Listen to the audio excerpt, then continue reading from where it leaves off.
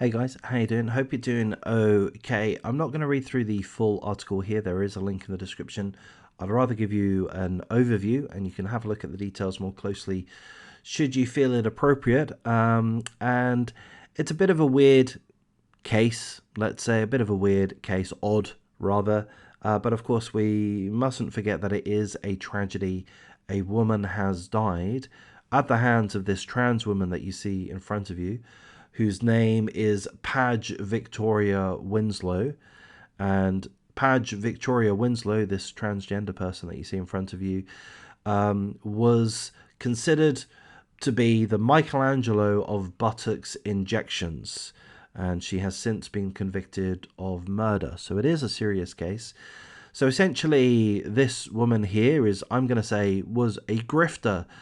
She's got no medical training, and somehow she came across the subculture, let's say, of the practice of injecting people's butts with silicone in order to make them larger.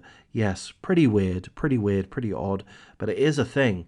And this lady was particularly good at it. She was charging thousands of dollars to inject low-grade silicone into the butts of many different celebrities, which included Amber Rose, Kanye West, Nicki Minaj, as well as others, Serena Williams, and many more.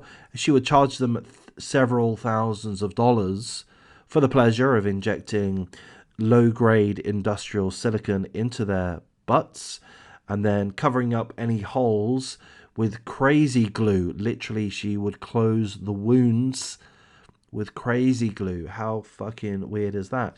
So, as I say, she has no medical training. She learned the trade or learned the practice from a few tips from her plastic surgeon. So she's had a sex change, and the surgeons gave her a few tips, and she ran with it. She had pumping parties, and as I say, many celebrities would pay her thousands of dollars to be injected in the butt with low-grade silicone. Things went tragic, though, in 2011, quite some time ago.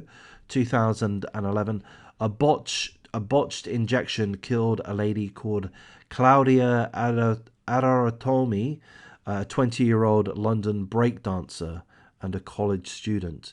So the injections led to a medical situation, and the young lady died. And this lady, this trans lady, her name again is, what is it, Padge-Victoria Winslow. She's only just come to trial, if I understand correctly. And she admitted guilt.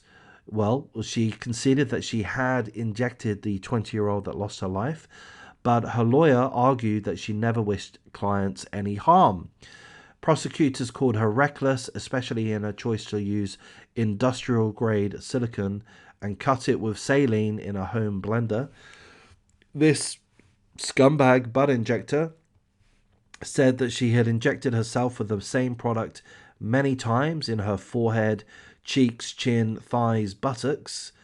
But that wasn't enough for the jury. The jury rejected a lesser manslaughter charge and convicted her of third-degree murder, which involves malice but not premeditation. So she's due to face sentencing on June the 11th. At this point of time, she has been found guilty of third-degree murder for causing the death of a 20-year-old student, breakdancer, by injecting her in the butt with low-grade silicone. So, look, there's that article. It is a tragedy we shouldn't take away, but at the same time, it is bizarre.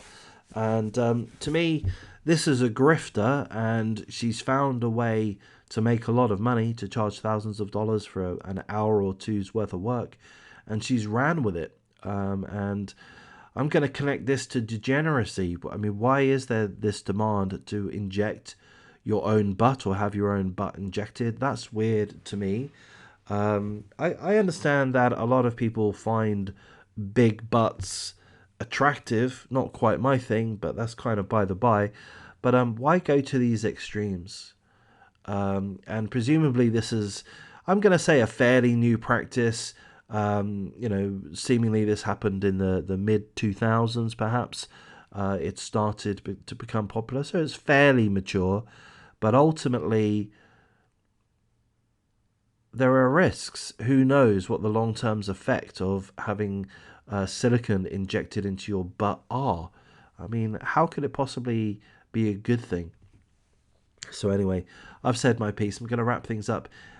If you feel that this is a worthwhile video, and I wouldn't blame you if you didn't, but if you do, please do like, comment, subscribe, and I'll thank you for your time.